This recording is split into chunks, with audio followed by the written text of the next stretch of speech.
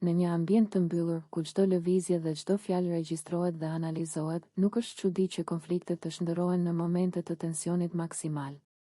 Një nga këto momente ka ndodhur në Big Brother Kosova, kur Alba përplaset me Labinotin duke e akuzuar direkt për pabesi dhe për strategji të dyfisht. Ti je një i pabes, ti bën bekot, ti je i martuar. Ke ardhur me je lutur që ne të bashkëpunojmë bashkë që t'i nxjerrim të tjerët nga loja. Kjo përplasje nuk është thjesht një debat verbal, është një shembull i qartë i lojës psikologjike dhe strategjive të ndërthitura, ku personalitetet, emocionet dhe ambicjet ndërthuren në një mënyrë që sfidon etikën dhe normat morale. Në thelb, ajo që ndodhi midis Albës dhe Labinotit është një konflikt i dyfisht, personal dhe strategjik.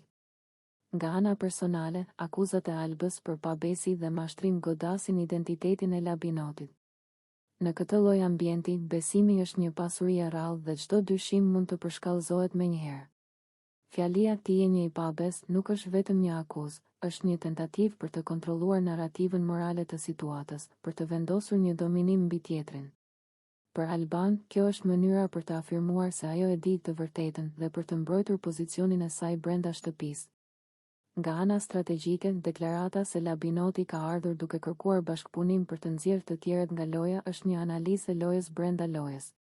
Këtu përplasen interesa të ndryshme, njëra palë përpiqet të bashkëpunojë për të fituar avantazh, ndërsa tjetri përpiqet të shpërndajë kontrollin dhe të ruajë besueshmërinë ndaj të tjerëve.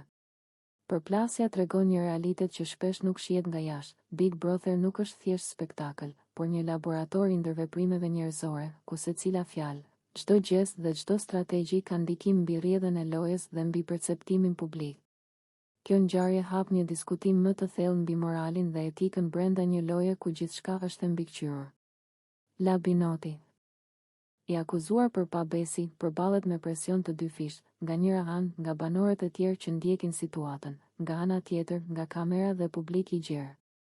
Presioni i vazhdueshëm ka potencial të ndikojë në vendimet e tij dhe në mënyrën se si e percepton vetveten.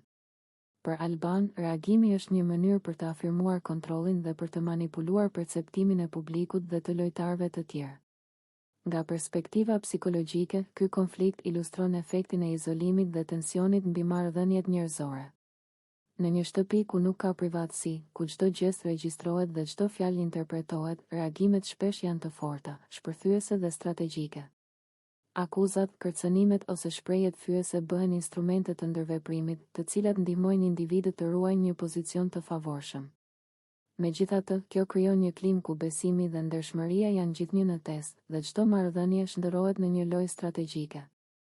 Nga ana e shoqërisë dhe publikut, përplasja midis Alb,